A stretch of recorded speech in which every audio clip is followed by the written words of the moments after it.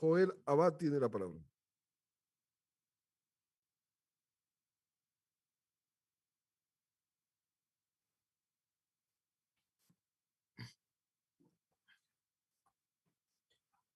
¿Me escuchan?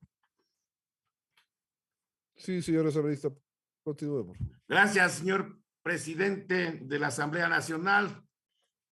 Queridas asambleístas, buenas tardes, y al pueblo ecuatoriano, con todo el espíritu y el alma combatiente en estos duros momentos de dolor que viven los sectores más pobres y marginados, como son los sectores campesinos, los indígenas, los sectores sociales y el pueblo ecuatoriano en general, que han sido víctima de la represión, han sido víctima de la agresión, en vez de ser atendidos en las circunstancias más difíciles de pobreza, de miseria, de abandono.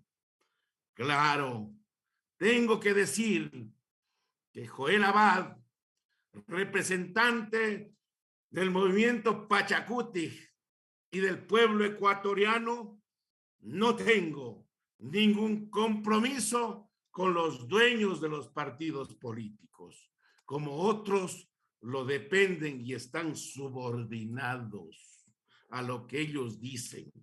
Como ciudadano, en este curul de la Asamblea, tengo que exigir que se cumplan con las demandas que hace la CONAIE, que son 10 puntos, y que hubiera querido que sean 11 puntos, porque tanto hablaba el señor presidente de la República de que dónde están los 70,000 millones de dólares de la corrupción que iba a recuperar. Hasta este momento, nada. El pueblo ecuatoriano se ha cansado de suplicar, de exigir. Las organizaciones se han sentado a hablar, pero ha hecho de oídos sordos. Y más bien la respuesta ha sido la represión.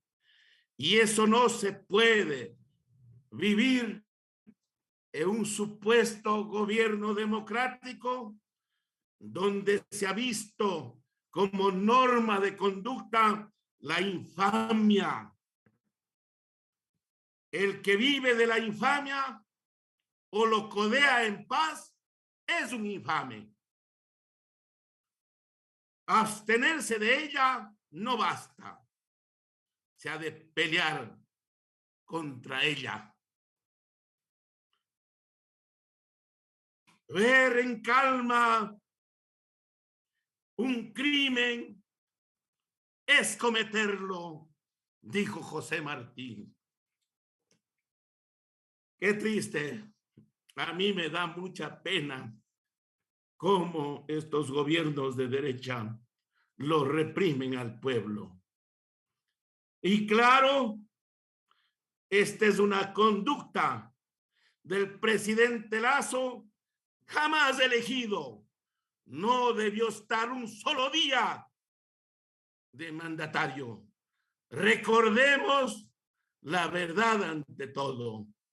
El señor Guillermo Lasso fue elegido finalista y luego proclamado presidente de la República por decisión de un Consejo Nacional Electoral de bolsillo. Es un presidente proclamado. No fue elegido como presidente de la República con transparencia, y por eso es la irresponsabilidad con el pueblo ecuatoriano, y por eso no da cara con transparencia y con sinceridad para responder el clamor del pueblo. Qué pena que le hayan elegido a través de un Consejo nacional electoral fraudulento. Debemos construir la historia con la verdad. Lasso fue finalista y luego presidente proclamado solo gracias a estos miembros del Consejo Nacional Electoral. 2 representantes del correísmo, 2 representantes del lacismo y un representante social cristiano.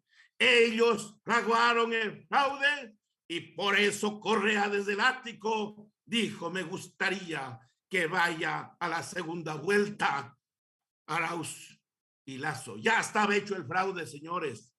El resultado electoral de los ciudadanos en las papeletas fue una cosa y el sistema electrónico fue diferente.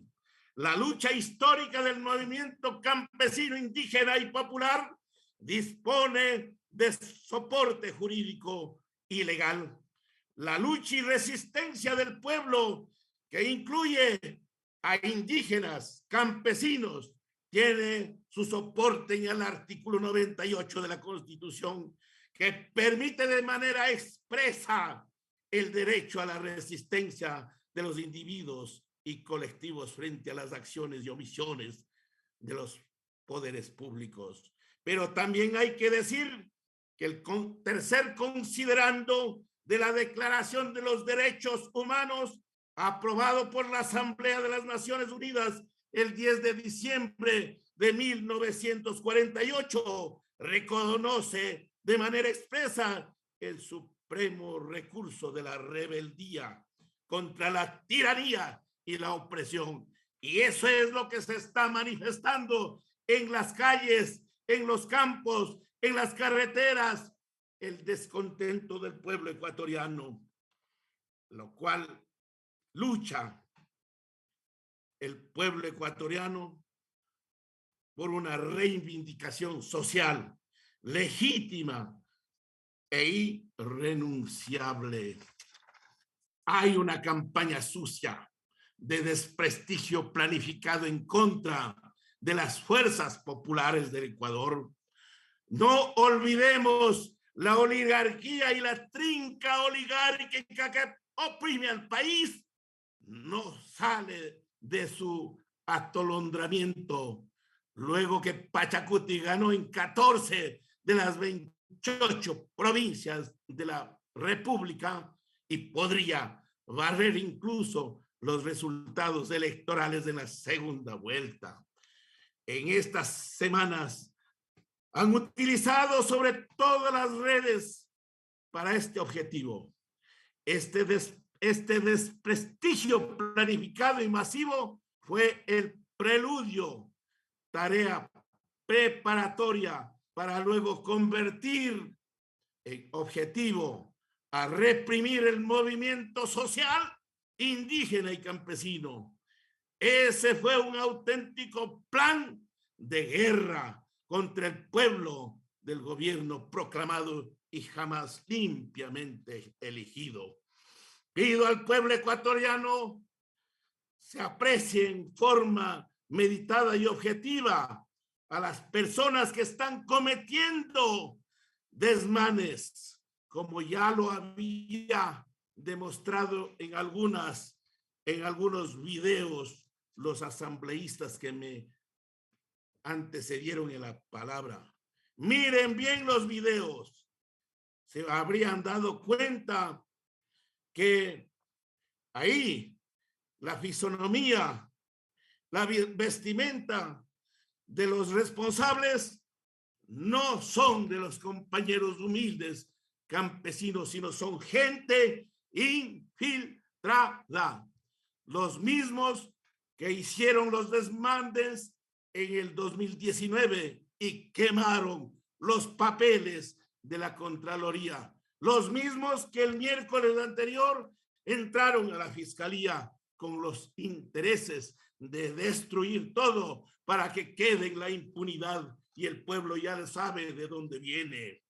Recuerden ustedes la campaña mundial realizada en contra de las fuerzas populares de Chile, donde ahí se metieron y rompieron los cristos, quemaron, pero después se dieron cuenta quiénes son los culpables, infiltrados. Razones que sustento mi voto afirmativo con razonamiento solidario con el pueblo.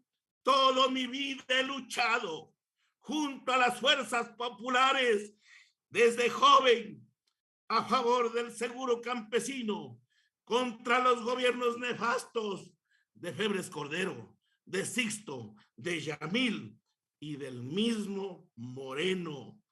Por ello quiero decir que estoy solidario con esas angustias, con esos dolores, con esas carencias, con esos sufrimientos, con esas represiones, esperanzas y sueños de los oprimidos y marginados de mi país.